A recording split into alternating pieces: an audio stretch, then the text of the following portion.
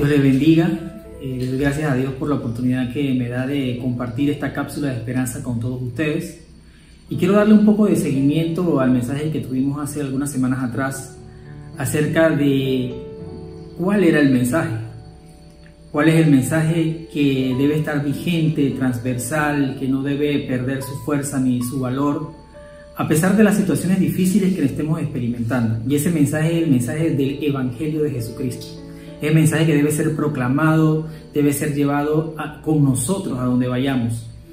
Y una de las cosas importantes que nosotros hablábamos en ese momento es que el mensaje del Evangelio de Jesucristo está en nuestra boca y en nuestro corazón. Eso está en Romanos 10. Y allí hablamos un poquito sobre que ese mensaje que está en nuestra boca y en nuestro corazón tiene directamente una relación entre eso, entre el corazón y la boca, entre lo que decimos y las cosas que salen de nuestro corazón, lo que pensamos, lo que sentimos. Y es importante cómo alimentamos nuestro corazón para poder, o cómo guardamos nuestro corazón para que de nuestra boca saliera cosas que edificaran, saliera el mensaje con mucho más pureza, con mucha más, fluidez, con más poder. Pero si nosotros llenábamos nuestro corazón de cosas que nos afectaban, que nos generaban amargura, que nos generaban crítica, que nos generaban sensaciones de temor, ese mensaje se iba a ver distorsionado y debilitado. Y también hablamos de que qué hacíamos con ese mensaje. El mensaje de Jesucristo, el Evangelio de Jesucristo, debía ser sembrado en los corazones, independientemente del tipo de tierra que fuera. Si el sembrador, cuando salió a sembrar y empezó a lanzar la semilla, y esa semilla cayó en el camino, en pedregales, en espinos, y también cayó en buena tierra. Es importante que ese mensaje que nosotros tenemos en nuestra boca, en nuestro corazón, sea un mensaje que pueda ir con fluidez, con poder, con gracia. ¿Se acuerdan que hablábamos de que nuestra boca también tenía que ser una boca que edificara, que nuestra palabra fuera una palabra sazonada con sal? Entonces agarrábamos ese mensaje y lo sembrábamos con esa actitud en los corazones que estuvieran alrededor de nosotros. Y al final tomé un versículo para cerrar ese mensaje que está en Mateo 9, 36, 30 hasta el 38. Y es el mensaje donde Jesús ve a las multitudes. Y con ese texto me gustaría iniciar la cápsula de la noche de hoy. En el texto de Mateo 9, 35 dice lo siguiente: recorría Jesús todas las ciudades y aldeas, y enseñando en las sinagogas de ellos, y predicando el evangelio del reino, y sanando toda enfermedad y toda dolencia en el pueblo.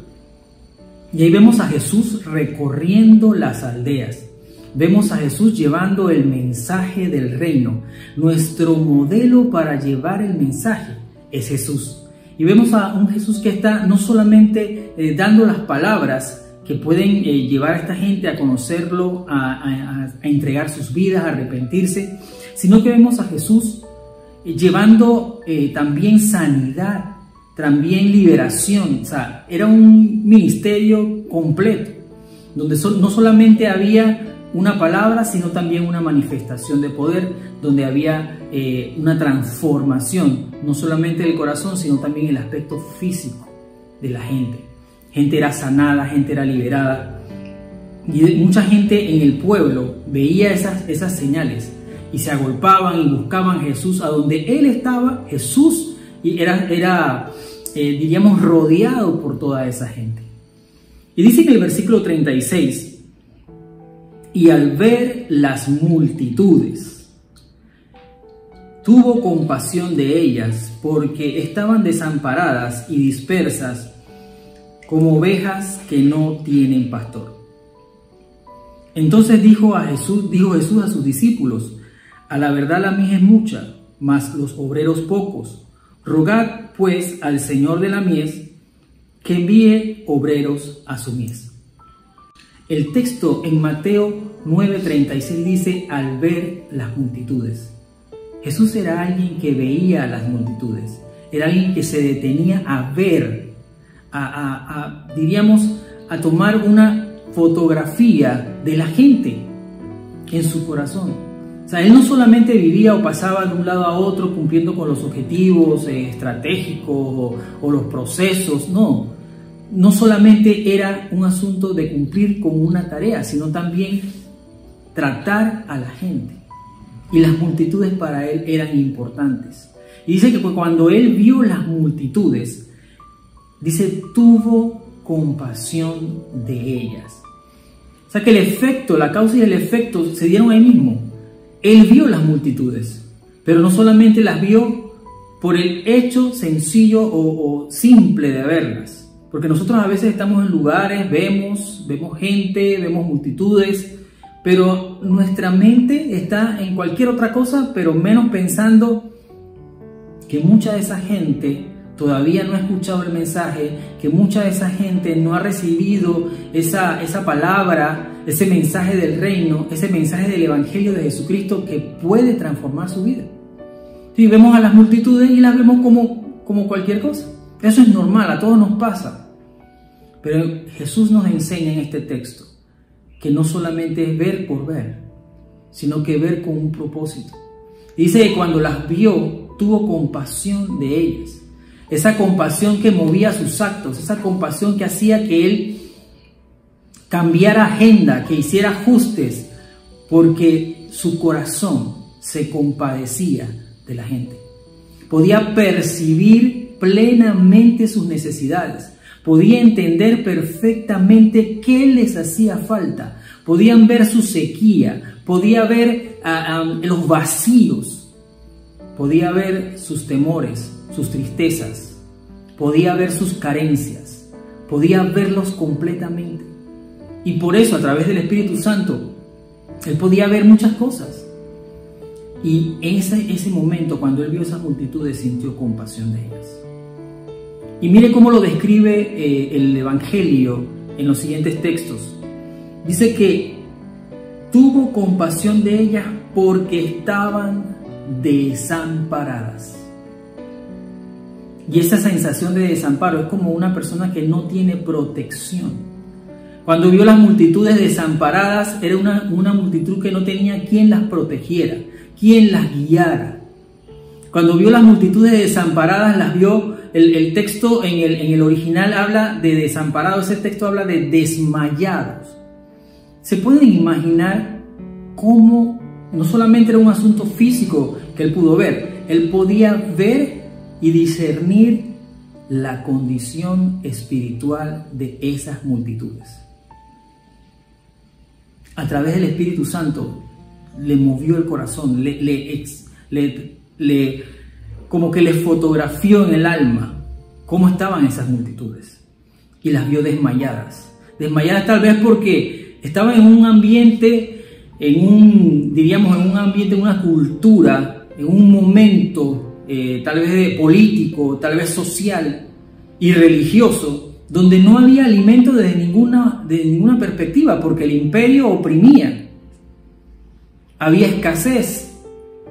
Y por encima de esto, era un sistema religioso que ponía cargas sobre sus espaldas y solamente exigía cumplimientos de leyes y micromandamientos que eran solamente para saciar, la exigencia humana.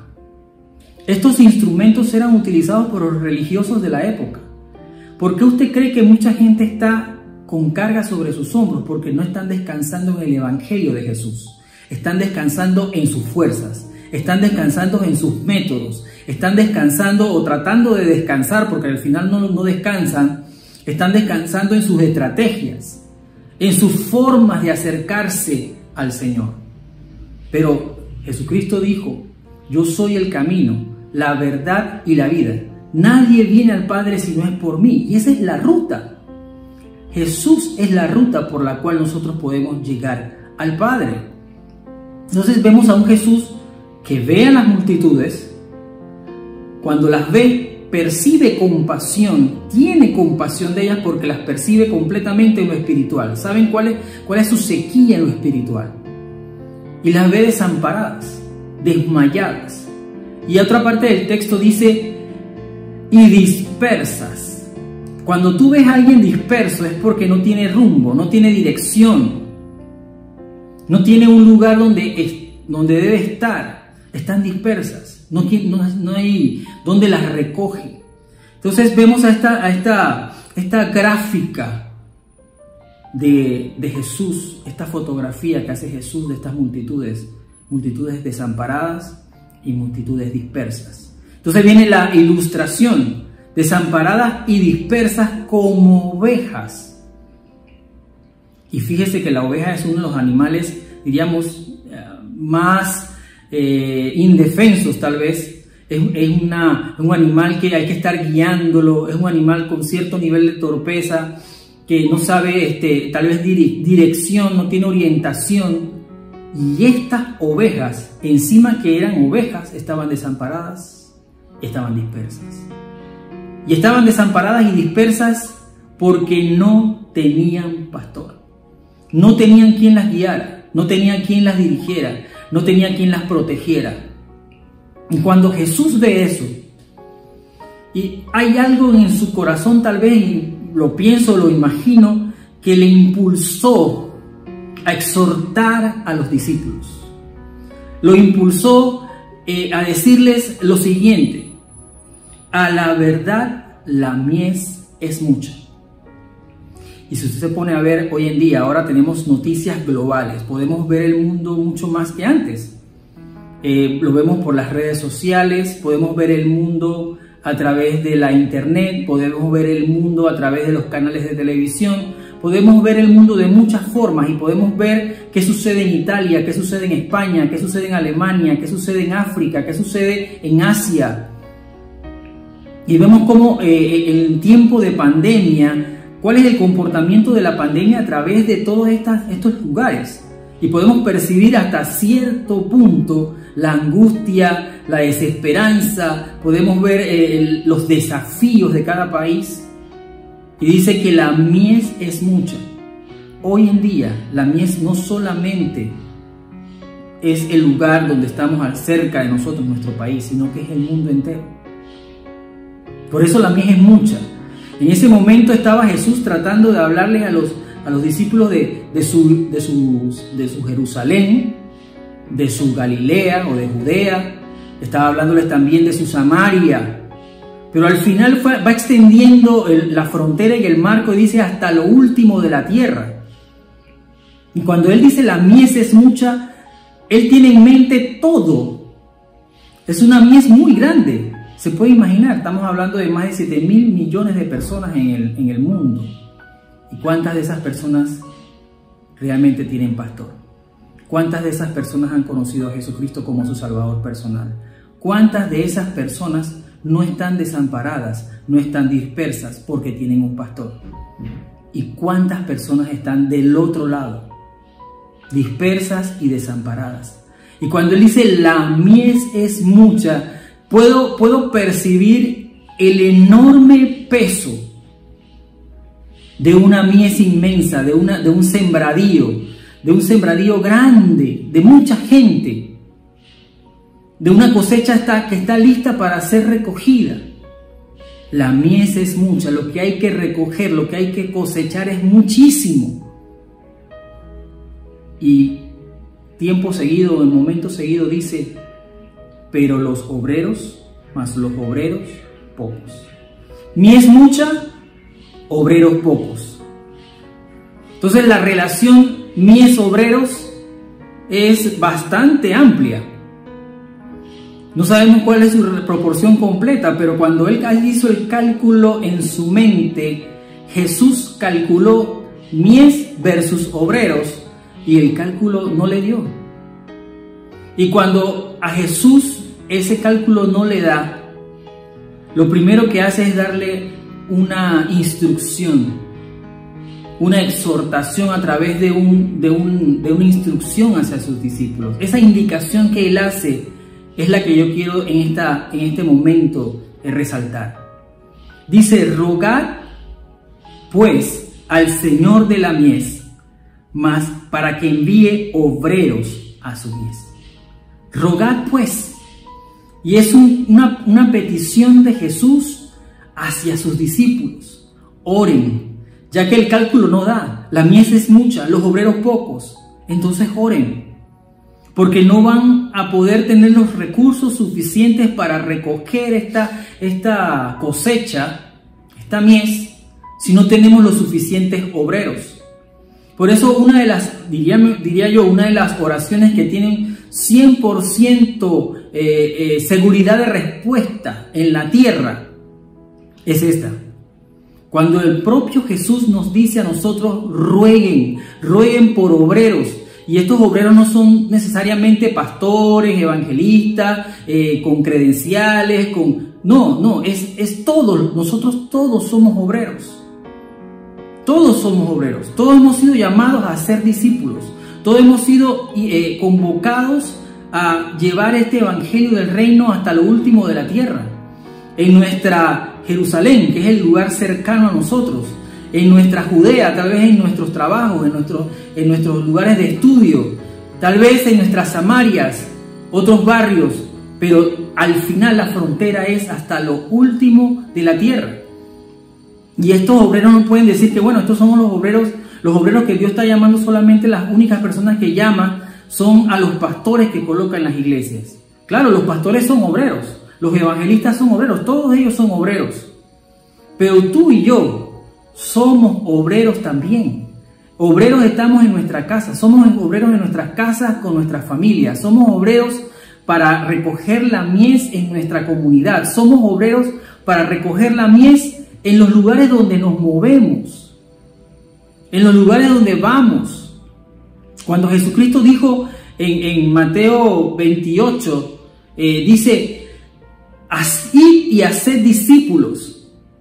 Cuando Él habla de id y haced discípulos, Él no está hablando solamente de un ir como mandamiento imperativo, como mandamiento sin diríamos, no se puede desobedecer. Es más allá. Realmente el contexto de esa palabra de ir y hacer discípulos está, el énfasis imperativo de mandato está en hacer discípulos. Y el ir se puede traducir de la siguiente forma: mientras ustedes van, hagan discípulos, sean obreros. No solamente sean obreros pensando que ser obrero es solamente cuando yo sirvo en la iglesia, cuando yo sirvo en el ministerio X o Y. Somos obreros en todos lados. Nosotros somos esa respuesta a esa petición. O sea que nosotros también, mientras oramos, también podemos ser respuesta a esa petición. Pues somos respuesta a la petición de otra persona que está orando o pidiendo obreros. En fin, es necesario que sigamos pidiendo obreros. Es necesario que nosotros no desmayemos en pedir esos obreros. Dice, rogad pues al Señor de la mies que envíe obreros a su mies. ¿Quieres ser esos obreros? Entonces, quiero hacer un par de preguntas acerca de este punto de enviar. Ese verbo que utiliza Jesús, rogad pues al Padre o al Señor de la mies que envíe obreros a su mies. Ese envíe, en el original, la fuerza de ese verbo es grande. Ese envíe es impulsar, como cuando alguien te empuja, cuando alguien te impulsa a hacer algo con mucha fuerza. Ese es envíe. No es un envíe que, bueno, vaya, bueno, si quiere. No, es como un impulso que va más allá de nosotros, que nos envía a hacer lo que tengamos que hacer. De eso se trata ese envíe. Y cuando Dios genera ese impulso, créame, la voluntad de Dios se cumple. Dios hace cosas poderosas. Mire que hay algunos textos que nos ayudan en eso. Pero la pregunta que quería hacer es esta: ¿por qué pedir a los enviados? ¿Por qué pedir a los enviados? Bueno, la primera pregunta la estamos respondiendo ya. Tenemos que pedir enviados, obreros, por causa de las multitudes que están desamparadas y dispersas, como ovejas que no tienen pastor. Por eso nosotros tenemos que pedir obreros a esa mies. Tenemos que también pedir obreros o pedir a los enviados por compasión. Ese es un impulso que nosotros debemos tener por causa del Espíritu Santo. Y también debemos pedir a los enviados por obediencia. Si Jesucristo nos está pidiendo, si Jesucristo nos está diciendo, rueguen al Señor de la mies que envíe obreros a su mies, nosotros por obediencia podemos colocar esa petición en nuestra oración. Vamos a hacer un análisis un poquito personal. Dentro de nuestras oraciones nosotros colocamos esa petición de Jesús, esa exhortación que nos dice, ruega al Señor de la mies que envíe obreros a su mies. ¿La estás colocando dentro de la oración que hacemos nosotros tal vez en los devocionales, en los tiempos de oración que tenemos con Dios? Bueno, puede ser que en este momento sea una gran oportunidad para empezar a colocar esa petición dentro de nuestro devocional. Orar al Padre para que envíe obreros a su mies. Bien, y hay otra pregunta también que me gustaría hacerles, es, ¿nosotros estamos dispuestos a ser enviados? Porque uno puede decir, bueno, yo oro para que el Señor de la mies envíe obreros a su mies, pero ¿qué tan dispuesto estoy a ser yo la respuesta a esa petición? Y si Dios nos envía, es importante que nosotros podamos estar claros de que Dios nos puede enviar aún en circunstancias difíciles. Y eso lo he mencionado en ocasiones anteriores. Dios nos puede enviar en situaciones difíciles. Miren lo que dice el texto en Hechos 8, del 1 al 3. Y Saulo consentía en su muerte. En aquel día hubo una gran persecución contra la iglesia que estaba en Jerusalén, y todos fueron esparcidos por las tierras de Judea y de Samaria, salvo los apóstoles. Y hombres piadosos llevaron a enterrar a Esteban, e hicieron gran llanto sobre él. Y Saulo asolaba la iglesia, y entrando casa por casa arrastraba a los hombres y a mujeres, y los entregaba en la cárcel. Vemos a un grupo de discípulos siendo esparcidos. ¿Y se acuerdan que hace unas semanas estábamos hablando un poquito sobre ese concepto de ser esparcido? Nosotros somos como semillas que Dios nos esparce en diferentes lugares para llevar ese mensaje del Evangelio. Pero nosotros debemos estar dispuestos a hacer la respuesta a esa oración, aún en circunstancias difíciles. Ahora le pregunto yo, ¿estamos nosotros en este momento pasando por alguna circunstancia difícil? ¿Conocemos personas que están pasando por circunstancias difíciles? Aún en medio de esa circunstancia difícil, nosotros podemos ser esa respuesta a esa oración. Podemos ser ese obrero que lleva el mensaje de salvación, el mensaje de esperanza, el mensaje de vida, que es el mensaje de Jesucristo. No esperemos situaciones ideales para llevar el mensaje. No esperemos que todo mejore para llevar el mensaje. No esperemos estar lo suficientemente cómodos o sanos o suplidos para llevar el mensaje. Llevemos el mensaje hoy, llevemos el mensaje ya. Tomemos el teléfono, mandemos un mensaje, hagamos algo. Hoy en día ya se ha prohibido hasta poder hablar en los buses o en los metros, porque en esos lugares los sitios están cerrados y no podemos hablar porque lo que estamos emitiendo lanza gotículas y cualquier otra cosa. Así que ahora la forma de llevar el mensaje debe ser mucho más creativa, debe ser mucho más efectiva. No necesariamente es con nuestra boca, puede ser con lo que escribimos, con lo que hacemos. Esas son formas de llevar el mensaje. Y vemos también que estos discípulos, a pesar de que estaban en dificultades, no se detuvieron, siguieron llevando el mensaje del reino. Aún habían visto a Esteban morir, aún estaban siendo asolados y correteados por Saulo, y después este Saulo se convirtió también en una respuesta a esa oración que decía, envía obreros a tu mies. Dios respondió esa oración de algunos discípulos de Jesús a través de Saulo. Entonces, cuando Dios nos lleva, cuando estamos dispuestos a ser enviados, debemos estar dispuestos a ser enviados en situaciones difíciles también. También debemos estar dispuestos a ser enviados siendo guiados por el Espíritu Santo de Dios. Miren lo que sucede en Hechos 8, 26 al 31. un ángel del Señor habló a Felipe, diciendo: levántate y ve hacia el sur, por el camino que desciende de Jerusalén a Gaza, el cual es desierto. Entonces él se levantó y fue. Y sucedió que un etíope eunuco, funcionario de Candace, reina de los etíopes, el cual estaba sobre todos sus tesoros y había venido a Jerusalén para adorar, volvía sentado en su carro y leyendo al profeta Isaías. Y el Espíritu dijo a Felipe: acércate y júntate a ese carro. Acudiendo Felipe, le oyó que leía el profeta Isaías y dijo: pero ¿entiendes lo que lees? Él dijo: ¿y cómo podré si alguno no me enseñare? Y rogó a Felipe que subiese y se sentara con él. Qué hermoso ejemplo de una persona que es guiada por el Espíritu Santo para llevar el mensaje del Evangelio de Jesucristo. Este Felipe formaba parte de esos discípulos esparcidos.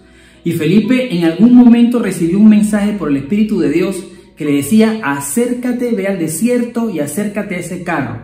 Y en ese carro había un funcionario etíope, un alto funcionario, y ve y solo acércate. Y me llama la atención es que Felipe no empezó a cuestionar con el Espíritu de Dios, no entró en una diatriba con el Espíritu de Dios interna, como algunos de nosotros a veces tenemos. A veces el Señor nos dice: mira, dile esto a fulano, o acércate a esa persona, y de una forma muy sabia dile esto, o déjale este mensaje.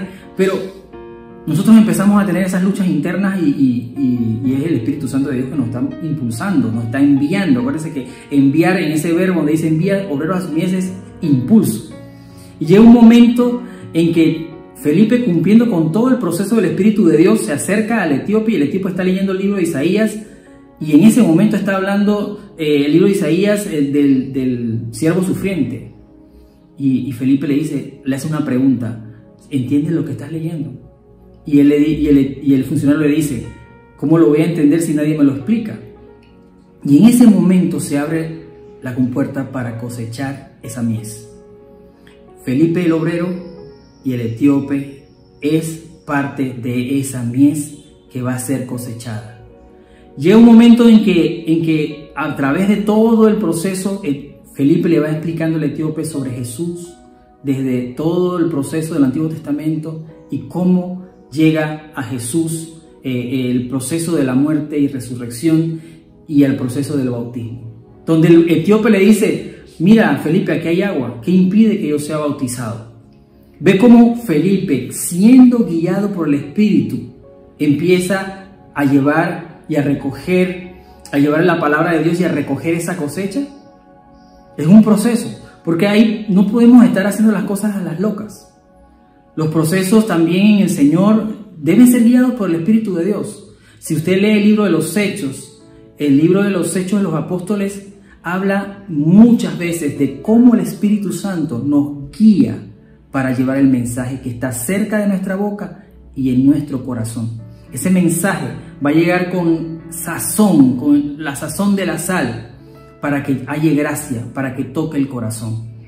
Y vemos aquí cómo Felipe logró eso. También podemos decir que nosotros también debemos ser una respuesta a esa oración. ¿Estamos dispuestos a ser enviados a hacer respuesta a esa oración? Mire lo que sucede en Hechos 13, del 1 al 3. Dice: había entonces en la iglesia que estaba en Antioquía profetas y maestros: Bernabé, Simón el que se llamaba Níger, Lucio de Cirene, Manaén el que se había criado junto con Herodes el tetrarca, y Saulo. Ministrando estos al Señor y ayunando, dijo el Espíritu Santo: apartadme a Bernabé y a Saulo para la obra a los que los he llamado. Entonces, habiendo ayunado y orado, les impusieron las manos y los despidieron. Había mencionado anteriormente que nosotros podíamos ser respuesta, y aquí hay un ejemplo de cómo Saulo y Bernabé se convirtieron en respuesta a la oración que Jesús nos pide hacer. Rogad pues al Señor de la mies que envíe obreros a su mies. Nosotros debemos asumir también ese reto, formar parte de esos obreros. No solamente ser obreros de nombre, sino de acción. Y que Dios nos dé la sabiduría para hacerlo, que Dios nos dé la gracia para ser esos obreros. Me gustaría que pudiera terminar este mensaje en esta noche, esta exhortación, con el texto que está en Juan 4:35. Me gusta este texto. Dice: ustedes conocen el dicho, hay 4 meses entre la siembra y la cosecha. Pero yo les digo, despierten y miren a su alrededor. Los campos ya están listos para la cosecha. Despierten y miren. Esa frase me impacta. Es como cuando uno está dormido y se levanta de repente y dice: wow, ¿qué está sucediendo? Es como si el Espíritu de Dios nos estuviera hablando a través de este texto. Es que la iglesia puede ser que no está despierta. Es que la iglesia, que nosotros que somos parte de la iglesia, no estamos despiertos de manera personal. Y el Espíritu Santo, utilizando Juan 4:35, nos exhorta a decir: despertemos y miremos. Despertemos y miremos a nuestro alrededor. Así como Jesús miró a las multitudes y tuvo compasión de ellas, en Juan 4:35 dice: despertemos y miremos a nuestro alrededor. Los campos ya están listos. Creo que hay mucha gente ya lista para recibir el mensaje y aceptar a Cristo como su Salvador personal. Si estás aquí, estás viendo este video y no has recibido a Cristo en tu corazón, no has entregado tu vida a Jesucristo, te exhorto a que en tu cámara secreta, en tu lugar secreto, en tu habitación, puedas orar al Señor de la siguiente forma: Señor Jesús, te doy gracias por el mensaje de tu evangelio. Te quiero pedir perdón. Quiero arrepentirme de todos mis pecados, desde el primero hasta el último. Quiero que escribas mi nombre. Te pido que escribas mi nombre en el libro de la vida. Pido que yo pueda ser constituido hijo tuyo a causa de ese sacrificio que Jesús hizo en la cruz. Te doy gracias por recibirme. Yo también te recibo en mi corazón. Le das gracias al Señor en esa oración y le pides que entre a tu vida. En ese momento el Espíritu Santo va a entrar en tu corazón, te va a sellar. Créelo. Me gustaría cerrar este mensaje exhortando a cada una de las personas que lo está viendo para que podamos ser esos obreros, para que podamos ser esa respuesta a esa oración de Jesús. Esa respuesta que habla: rueguen al Señor de la mies para que envíe obreros a su mies. ¿Quieres ser tú un obrero más? Un obrero que se suma a las filas de los que van a cegar la mies de esta época. Que Dios te bendiga, que Dios te fortalezca, que Dios te ayude y te guíe para ser obrero. Bendiciones.